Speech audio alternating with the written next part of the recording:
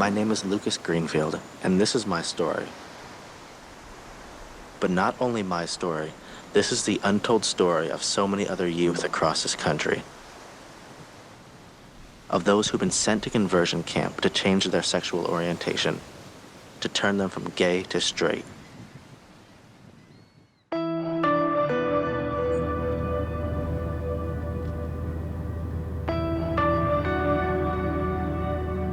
When I told the parents that I think I'm gay, they said, I know you better than you know you. You're not gay. We'll fix this. I was told that because being gay is a mental illness, I will be sick for the rest of my life. I really thought becoming straight was a matter of life or death. The United States, land of all possibilities, of all freedoms, to undertake and realize one's ambitions to be oneself. Behind the American dream, there may be a nightmare. For a segment of America, being homosexual remains intolerable. Homosexuality is, in their view, a deviant condition that needs to be treated. My son Michael found out the truth. He could walk away from homosexuality. If you love your children, love them enough to let them know the truth. A decade ago, I walked away from homosexuality through the power of Jesus Christ. By social, family, or religious pressure, 700,000 Americans have been treated with the purpose of changing their sexual orientation. They are called conversion therapies. They are provided by psychologists or religious therapists who are well established and assume full responsibility. But hidden behind these advertisements are other more shameful practices. Outside the cities, sheltered from the authorities, clergymen open sexual reorientation camps where these therapies sometimes veer into torture. Alcohol or drugs, homosexuality, and or pornography. It's a sin. It's wrong. Coming out of homosexuality is a process that by the grace of God, that you can change from gay to straight.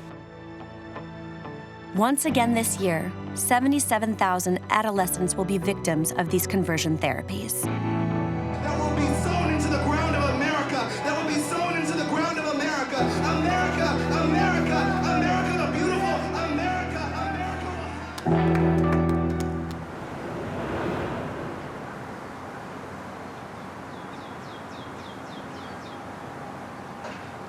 In May, students desert the classrooms of Auburn University in Alabama to enjoy the holidays.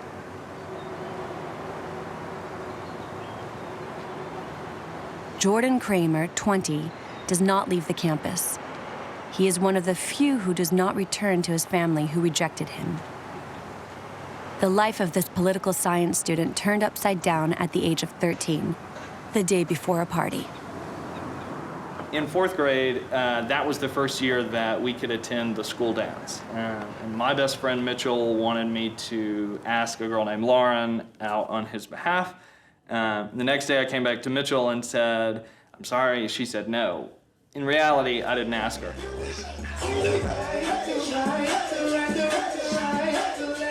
I wanted to go to the dance with Mitchell.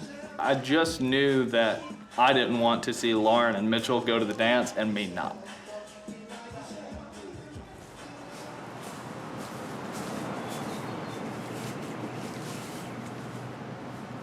That was one of the first times that I realized something was off. What is this jealousy? Like, I didn't hear the word gay. I was raised in a very close-knit, conservative family. We were raised Southern Baptist, pretty legalistically. And so we were at church if the building was open. My dad only cursed 2 or 3 times that I remember. My mother never did.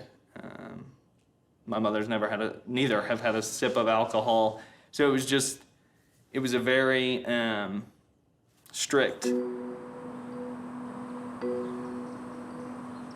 Jordan is a model child who fully embraced these values until the day he opened up to his parents. A few months later, I was having some fight with the parents, and I said, and on top of all that, like, I think I'm gay. And I don't cry a lot, but I was like, tears were pouring. They said, you're absolutely not gay. They were concerned, don't get me wrong, it wasn't nonchalant. But they said, like, I know you better than you know you. You're not gay. We'll fix this. The perfect son becomes, in one conversation, a troubled teenager who needs treatment.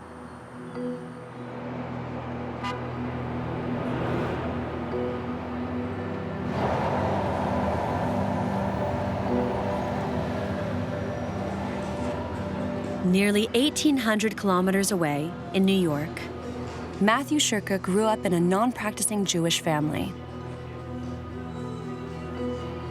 At 16, his teenage life is also shaken by his sexual orientation. I was a swimmer, and so I had a habit of walking on my toes. I only did because I was always used to the cold, tiled floors, but I was told I walked gay. And so every day I would practice in my room and make sure it's heel first, heel first, heel first. During my years of puberty is when I guess I started to notice it, but not until I was a high school student did I realize that this was something I actually had to face, which was understanding my own identity. The day that I came out to my father, he was really, really incredible. He told me that he loved me no matter what. We cried, we hugged. Your usual coming out story that you can watch on YouTube. I was very thankful for that moment. But literally the following day, my father began to have his own panic of what it meant to have a gay son and what would happen to my life, my family, my job, my security. He had all the same questions. And so my father wanted to look for support and started to search for a therapist.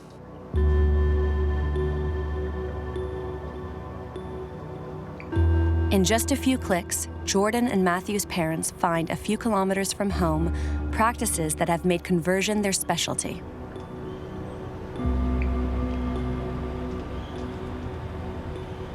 These therapists base their treatment on a theory that dates back to the 1950s, when several psychiatrists claimed to have found the origin of what they considered to be a deviance. Since then, the assumption of these pseudo-therapies has remained unchanged.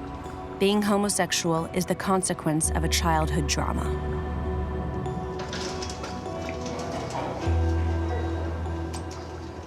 At the first meeting that we had, Jeremy was his name, and he let me call him by his first name because he was a cool doctor. My parents were sitting on the couch. Jeremy said, what's so common with people experiencing homosexual thoughts is that they were sexually abused. Has that ever happened to you? And I said no, because it had not. And then he said, so oftentimes this happens with male mentors in someone's life. Has your father, and I just want you to answer as if he's not there, has your father ever raped you? And I said, no, absolutely not.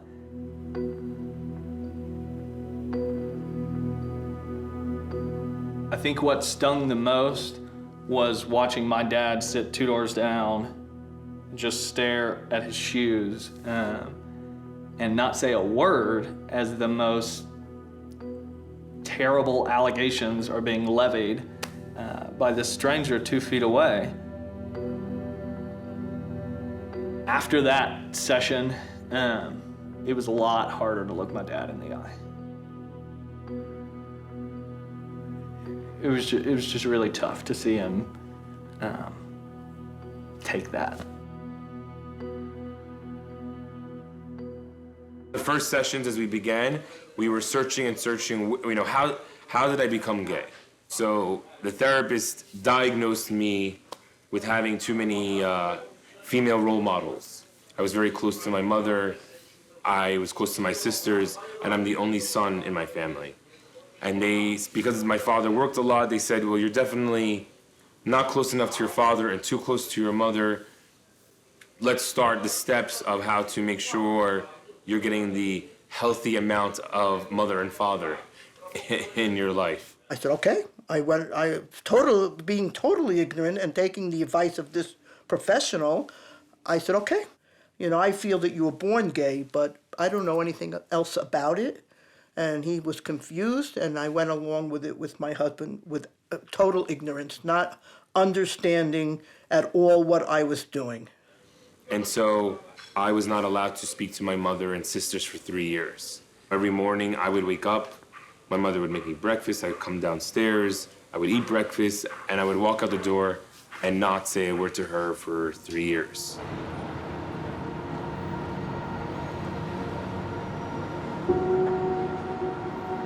I felt very uncomfortable that he doesn't talk to me and I'm not having this communication, that I'm losing my child. I basically felt I was losing my child. I was failing in my classes. I was paranoid about everything about myself all the time. What does it mean if I have an erection for a male or a female? And it was consuming my life. Mathew is prescribed Viagra by his therapist, who orders him to have sex with girls. Torn between what he is and what he is asked to be, he falls into depression.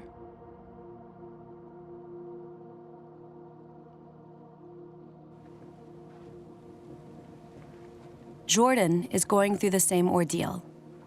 Every week in consultation, he learns to hate himself more and to hate the very idea of a homosexual life.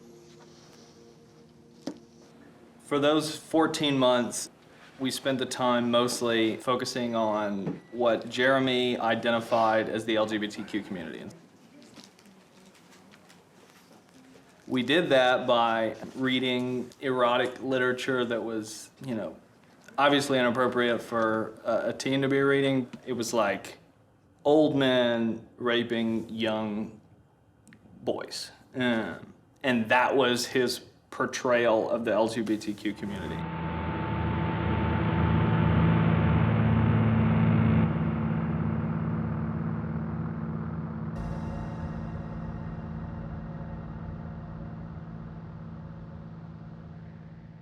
And absolutely believe that, especially for those first few months, that this was the reality and this was not something that I wanted to be a part of, and I just didn't see what it looked like to have a positive gay relationship.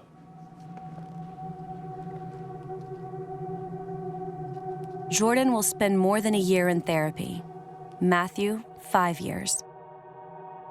The two teenagers will continue to practice these destructive exercises in the hope of meeting their parents' expectations. Like them, 32% of LGBT youth say they have experienced attempts by their families to change their sexual orientation.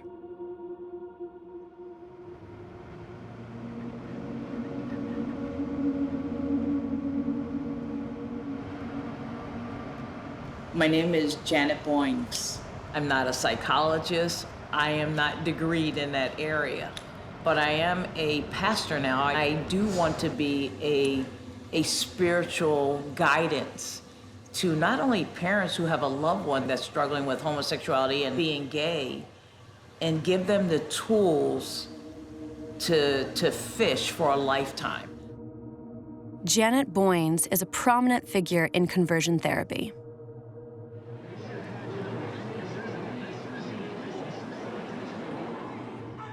With her fame, she is invited to preach in the most important churches in the country, like here at Hope Christian Church in Washington.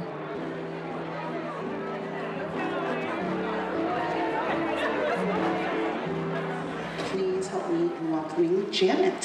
Hallelujah. On the altar, Janet Boynes describes her own troubled life path as proof that redemption is possible. Thank you for having me. I'm honored to be here with you today, not only to share just a little bit of my story, but to let you know what God has done for me, bringing me out of the life of homosexuality. I lived it for 14 years now, been out 20, and looking pretty good at 61. What God has done for me, He wants to do for your loved one and for you also if you're struggling. I can see now how my same-sex attraction was a result of the abuse I endured as a child. And as a result, the physical and sexual abuse, I grew up to hate men. I never believed that I was born gay. I always knew that, you know, this was a choice that I made to go into that life, and I had to make the choice to come out of that. Doesn't mean that it's easy, because we are all born into sin. My life began to spin out of control. I started doing things that was out of my character, because then I started snorting cocaine, I started getting high, I was getting rushed to the hospital on a regular basis because I became bulimic, and the combination didn't work because I was throwing up all the time and I was snorting cocaine all the time. I was starting to become miserable. Living a homosexual life, being a lesbian, I was no longer happy. I was empty. I was searching. I wanted something better for my life. But God had a different plan. There was a woman that came into my life and invited me to church. And that's where I felt I was ready to be this new person. I am living proof, and 1,000 of others like me, that by the grace of God, that you can change from gay to straight. Thank you.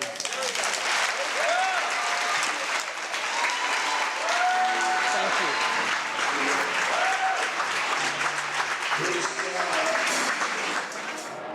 Along her journey, Janet Boynes has written advice books for families. Do I need to sign another one? Okay. Books that promote the right way to deal with homosexuality. When she was a... Thank you so much. I'd like to purchase her. I have 3 nieces that are struggling. Are they in the life yet, or are they just struggling? No, they're already in the life. Gotta pray for our kids. We gotta ask ourselves what happened in our childhood that would propel them to want to go into that life.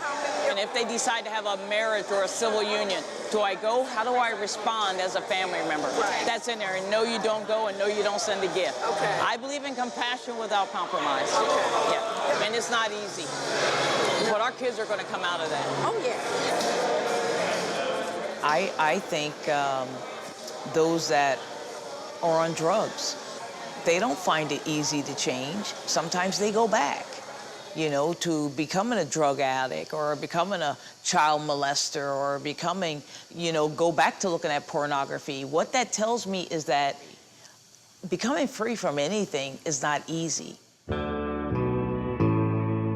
These therapists advocate speech and prayer to free themselves from homosexuality. But for other pastors, priests, or rabbis, this is not enough.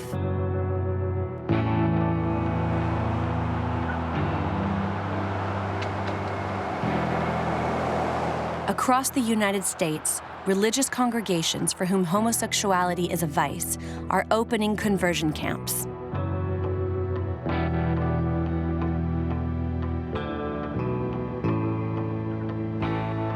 Camps that hide cruel and sometimes illegal methods behind barbed wire walls.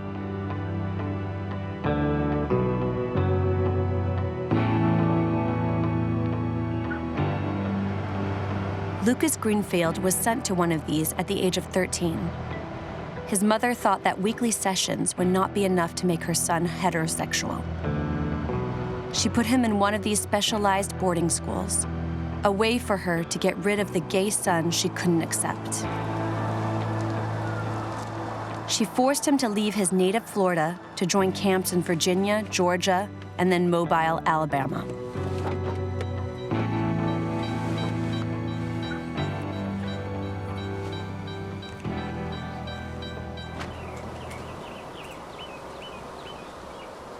I went to those conversion camp. 13, 14, 15. About almost 4 years, on and off. I was in those camps. From camp to camp to camp to camp.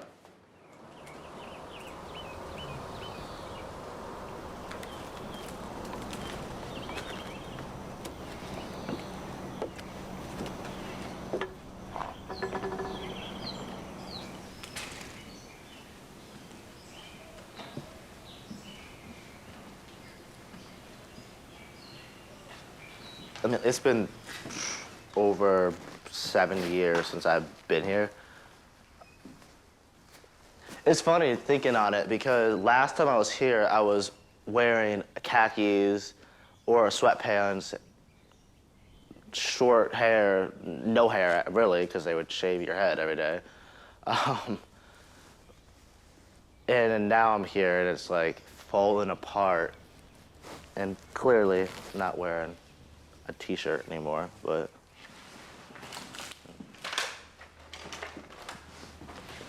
this used to be the room that everybody slept. Well, this was one of the rooms everybody slept in. Like this was all like this side was lined up with beds like that, and same with that side. My bed, and it was like the second one on the top.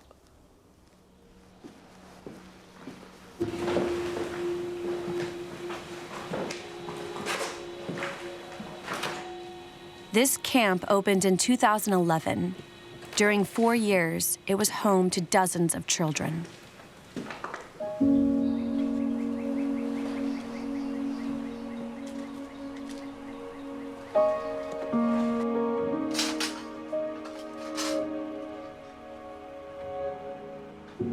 Carol was like, oh, he's gay. And he's like, oh, him and his little southern accent, oh, we'll get that out of him real quick. And I'm like, what the hell? Like what are you gonna do? Beat the gay out of me? And he's like, yeah. He's like, we're gonna beat the gay and demon out of you.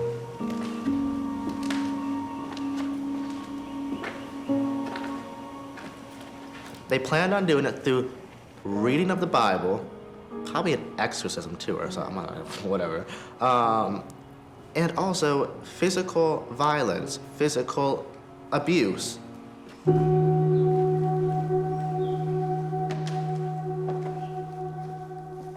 If you look, you see like a big dent in the wall. That's because that's where I went through the wall. I think I was like standing back right there from whenever not pushed me into the wall. A lot of these holes in the walls, they're actually from kids getting their head smashed through the wall or getting pushed through the wall or getting kicked through the wall. That was another fun one. Kicked, punched, slammed. Busted lip, busted eyes, socket, busted nose, a bunch of stuff.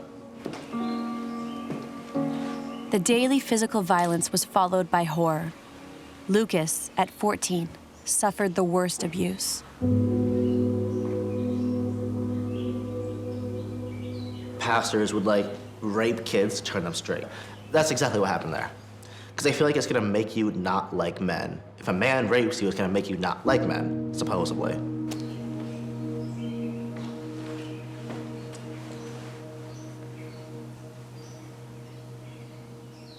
I was sexually abused numerous times in that school. More times than I can even count, that I remember. It was so much. It was almost like an every other day occurrence. And nobody cared.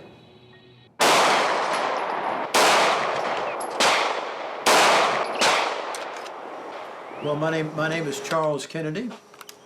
I live here in Mobile, Alabama. I was like the second command of the police department. In June of 2011, a phone call came in, and I was called to me as a lady calling from California. And her son, Brandy, was out there. And she was somewhat concerned because she had called to speak to him, and he sounded a little flat tone, monotone, and as if he didn't really want to speak. And so she wanted me to go out there and see how Brandy was doing and let her know. So I thought, well, yes, ma'am, I'll do that. And I thought, well, I know that place is open. I had never heard of these kind of institutions before in my life as a police officer. Most people haven't because they're done underground as an underground network of these kind of places, and unfortunately, they exist across America. My point was they existed in my state.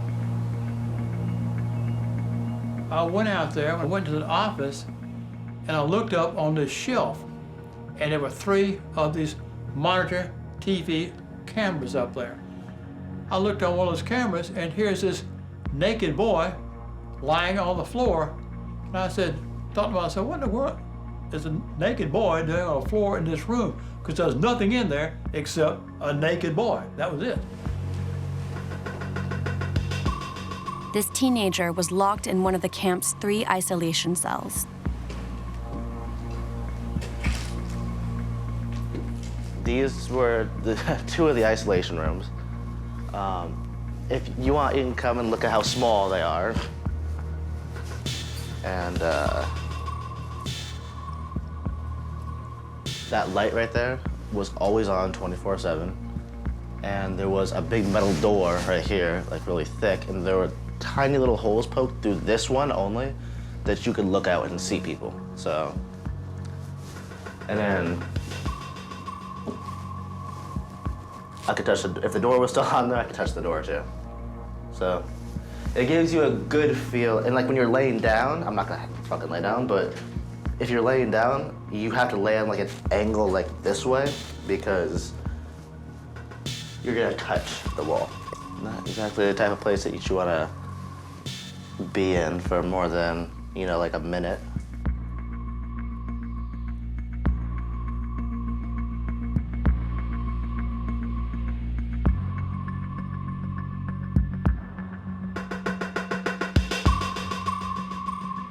I was locked up in isolation for almost 4 months because I tried running away. And I was really skinny in there. I was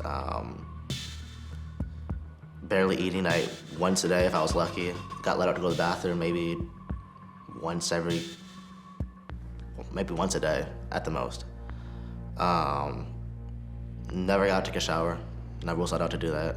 Never got a mattress. I had big bruises all up my leg and on my side and on my arm from sleeping on the concrete floor. When I was in that room, my biggest mission was to kill myself because death was better than being locked up in that room.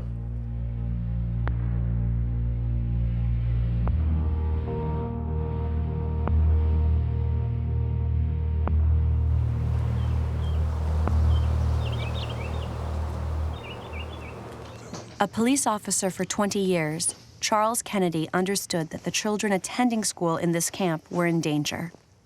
A few days later, he found a pretext to return to the camp and investigate.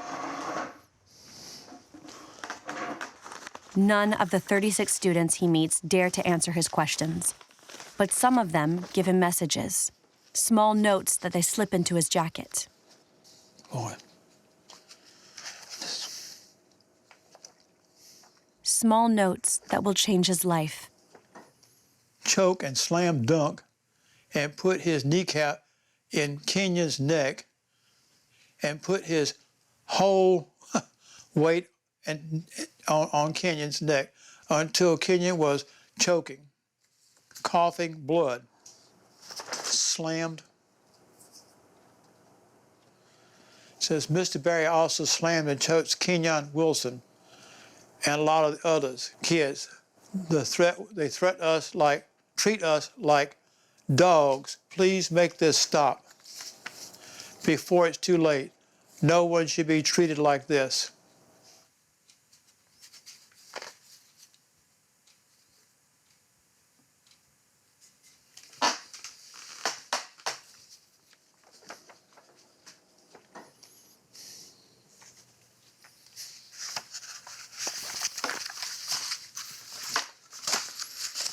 Stop. At that moment, the war was on. I made up my mind, this is insanity. And I wrote a series of letters, and I wrote one to the governor. I wrote one to Nancy Buckner, who's the head of the Department of Human Resources. I wrote one to the Attorney General at that time, which is Luther Strange. And I also wrote a letter to our Chief of Police and to our mayor, because I didn't want anybody to say, oh, we didn't know. A few days later, I got a call from the Attorney General's office up there in Birmingham, and they told me, quote, these children are from out of state and their parents don't vote here, and I don't want to lose the votes of the churches. I was shocked.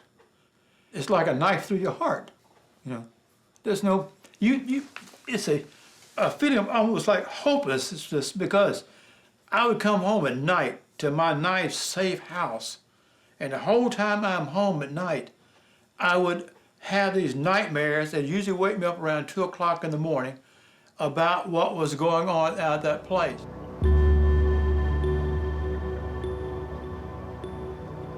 In this part of southern United States, where clergymen have such power that they can influence local elections, the fate of Lucas and the other students is not very important.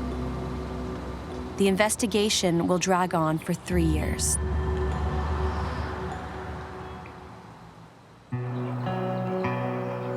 In 2014, a family lodged a complaint against the center where Lucas was being held. The authorities were forced to react. The school is closed, the children released, and the pastors who ran the camp are prosecuted for aggravated violence against minors. 3 years later, Lucas is one of the only ones who had the courage to confront his persecutors. Charles definitely gave me that, he gave me the courage to tell the truth and to never back down from anybody, despite how intimidating or aggressive they may act. Because at first I was like, oh, I'm not standing up to this guy. This guy, I know what he's capable of. But as soon as I realized, look, there's cops everywhere, I'm safe, blah, blah, this guy's not gonna do anything. The 3 camp administrators were sentenced to 20 years in prison. Lucas was sent back to his mother. He thought he was out of hell. The judge specifically asked her, after the place got shut down, that if you're gonna be able to take him back, I remember these words specifically, you have to keep him in your home. But because apparently, according to my mom, I wasn't changed enough for her, what does she do? The next day, we're driving, and she's like, oh, I think you know where we're going. And I'm like, oh, really, why is that? And she's like, because we've been there before. And I'm like, oh. And I'm like, does it start with an A? And she's like, uh-huh. And I'm like, oh, let me guess, Alabama. You found another crazy religious camp to send me to. As soon as I got there, it was, I'm gonna beat the gay demon out of you. Tried whipping me with a belt, I grabbed it, my hands were all cut up and bloody, my sides were all red and stuff from the belt. And I just told him, like, you hit me one more time with that and I'm gonna kill you. Because at this point in time, jail is better than here. The next day after that, I faked as if I was sick. They got me out of there. They were driving me to another camp somewhere else. I don't know where it was, probably but he'll kill me in the woods somewhere, you know? Like, I don't know. The driver, this fat dude, he stopped to go get some food. The guy in the passenger seat was on the phone or something. And I kicked the dude in the head from the back seat, and I climbed out the front door. He tried to grab me, and I kicked him again, and then I ran.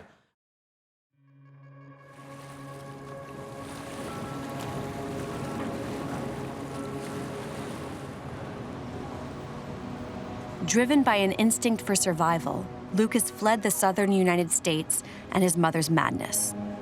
At 17, he was taken in by a New York association that sheltered LGBT teenagers rejected by their families. When I first came to New York, I met hundreds of kids. Actually, I've gone through worse camps than I did. It's sad. It's really sad because they were actually generally good kids, and I feel like if they didn't go there, they wouldn't be in the situation that they're in now, at all. It messed up a lot of people. Every year, in the United States, more than 300,000 gay minors are thrown out on the streets. It definitely messed me up, mostly emotionally.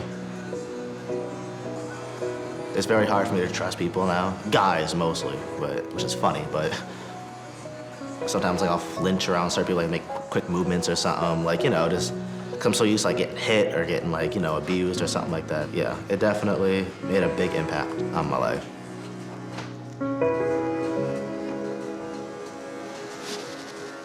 A little better?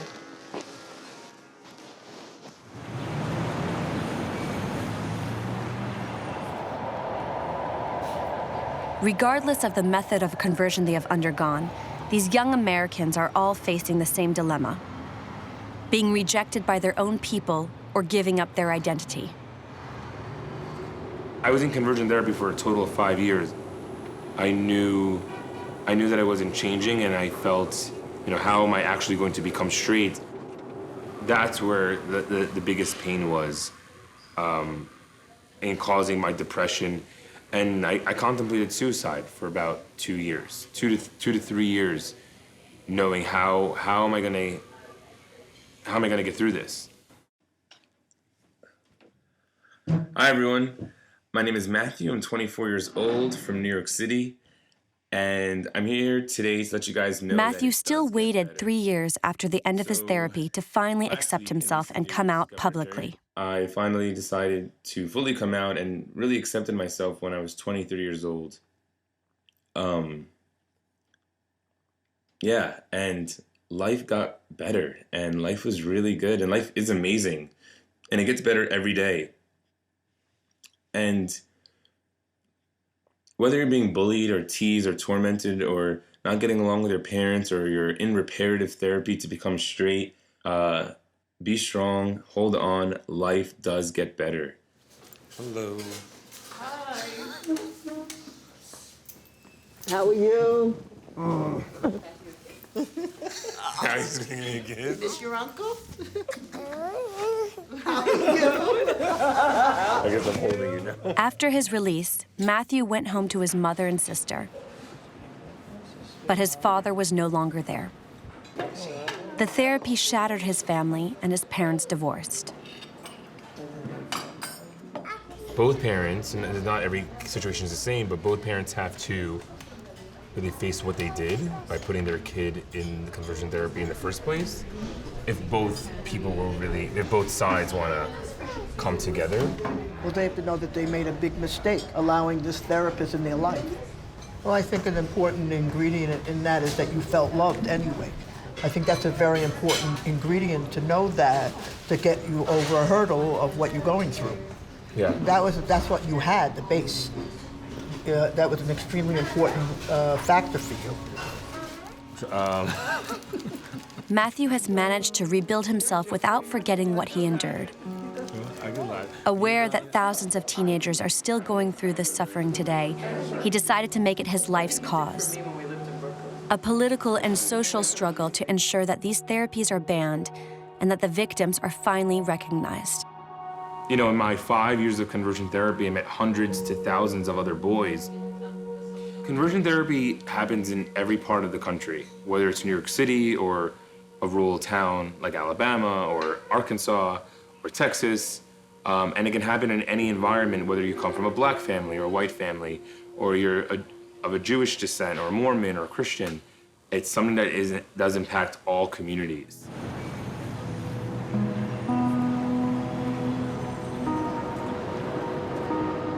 For the past 7 years, Mathew has been traveling throughout the United States defending a law prohibiting the use of these therapies on minors.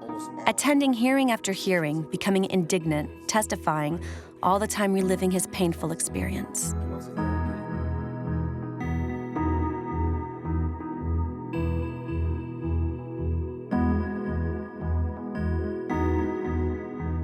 The young activist and his team managed to convince a third of the American states of the danger of these therapies on minors. A long and difficult battle. Only 18 states have so far passed the law.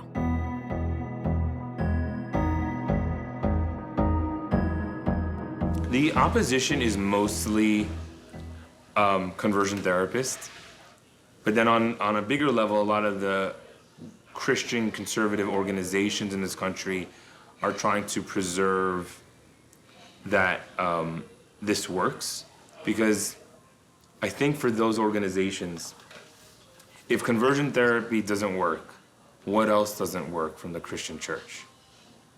And I think that's what the right side of this country is very worried about, is their power.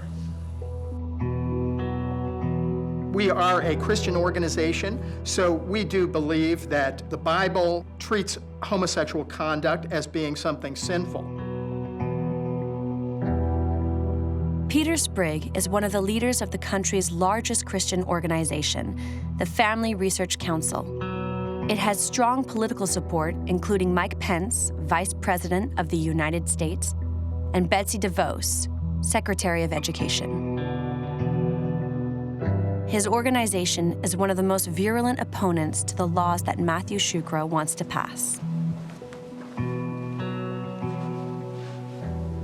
We think that certainly there should not be any legal interference or legislative interference with the choice that some people make to seek therapy to help them overcome unwanted same-sex attractions. Parents do have a right to make medical decisions for their own children, for their minor children. That is the position we take with respect to most medical care. We do not think that people should, kick their children out of the house or something just because a child says that they're gay.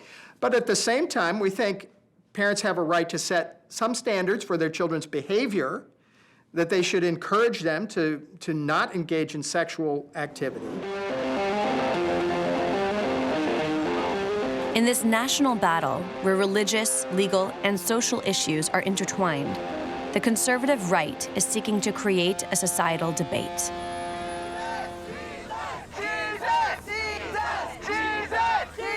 In Washington, near the White House, a small group of about 100 former gays parade, claiming that conversion therapy would have worked on them.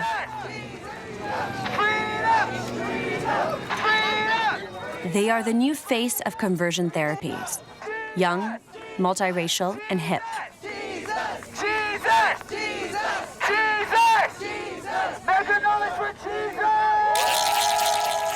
A communications operation skillfully orchestrated to counter the disastrous image conveyed by the testimonies of victims.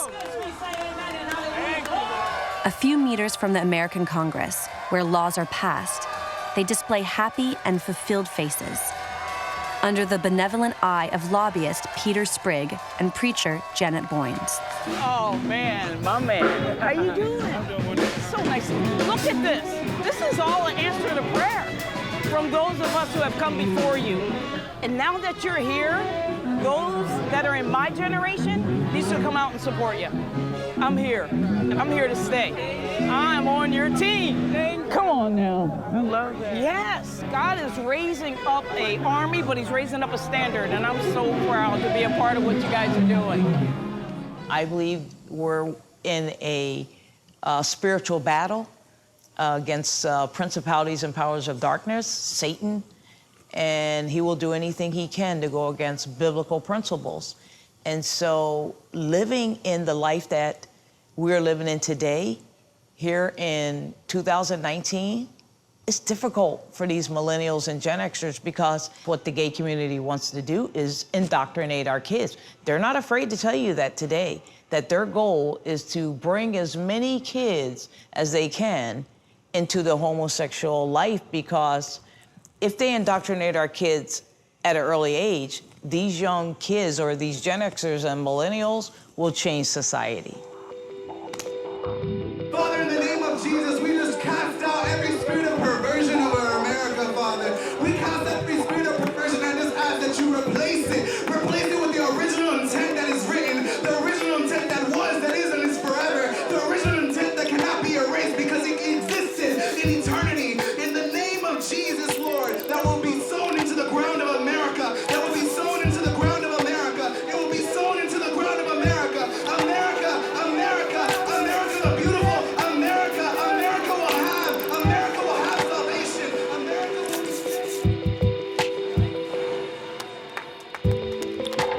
be... It is dangerous to want to live a homosexual life because you're believing a lie. And when you're believing a lie, you're pushing your belief systems on our young kids that are growing up today, and they talk about suicide. Well, we have a high percentage of suicides that are happening. They blame some of it on us Christians. It's our fault that our Gen Xers and millennials, or that kids that are living a homosexual life are committing suicide. It's not our fault. It's your fault, because it's their fault, because they're confusing them. You know, the Bible says you were born male and female. Well, you're telling them that they can be something else than what God created them to be.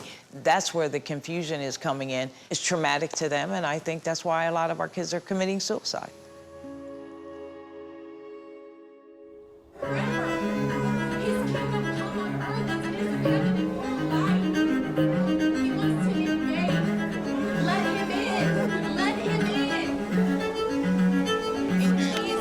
Behind this accusatory speech lies a deep sense of frustration.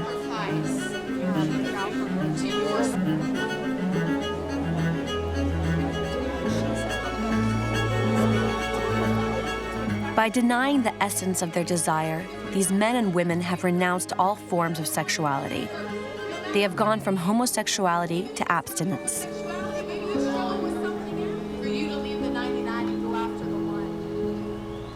I hate hypocrites. I've always hated hypocrites. People who claim very loudly in the media that they're happy, that they've changed, that they're no longer attracted to the same sex, are not telling the truth. Activist and journalist Wayne Besson has become the scourge of these groups that he has been following for nearly 30 years.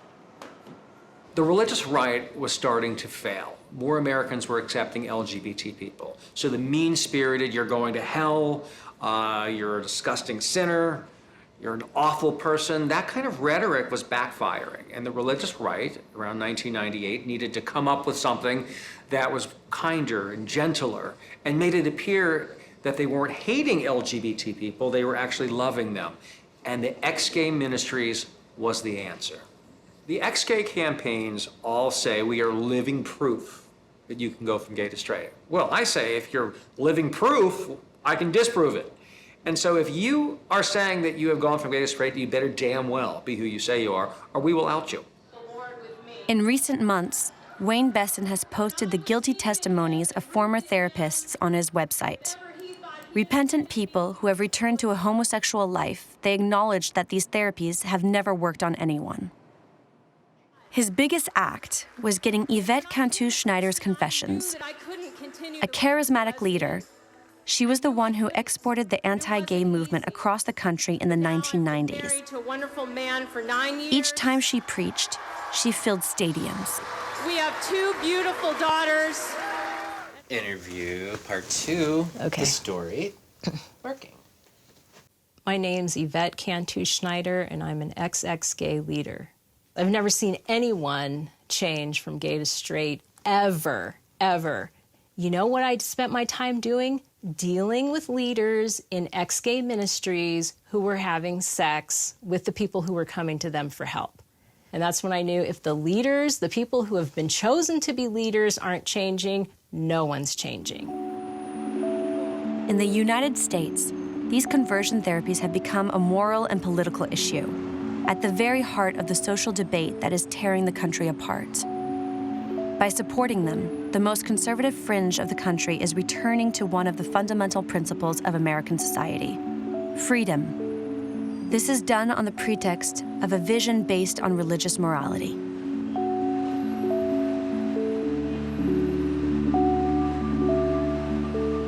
To me, conversion therapy and ex-gay ministries are child abuse. We don't allow people to say, because of my religion, I won't take our child to a doctor. Because the Bible says, spare the rod, spoil the child, we can beat our child. We don't allow that.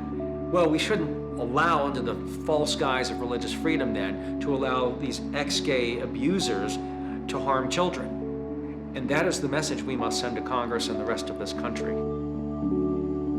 Far from these political struggles, for the victims, all that remains is to rebuild themselves, to live their own feelings and desires after having suffered the trauma of conversion therapy.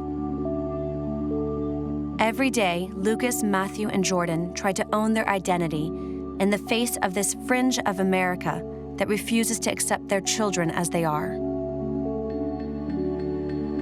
Being in a relationship today with a boyfriend that I really love, who I think is a remarkable person, breaking all the rules that I was taught. And not just breaking all the rules, also I was told it was impossible to really have true happiness and success with another man. And my relationship with Lyle has been incredible. I wouldn't change anything. You know, I'm really proud of it.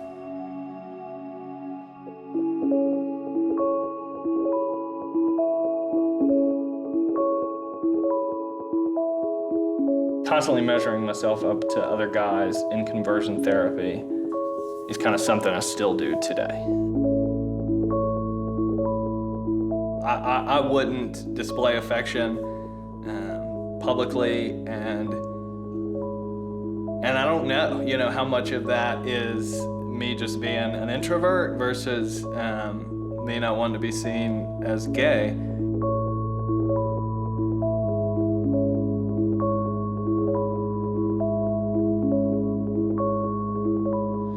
If there's one piece of advice I'd give to a non-open gay kid under the age of 18 who lives in a place like down south or, you know, even like the Midwest that's not really open about that type of stuff, anywhere, even in New York or LA.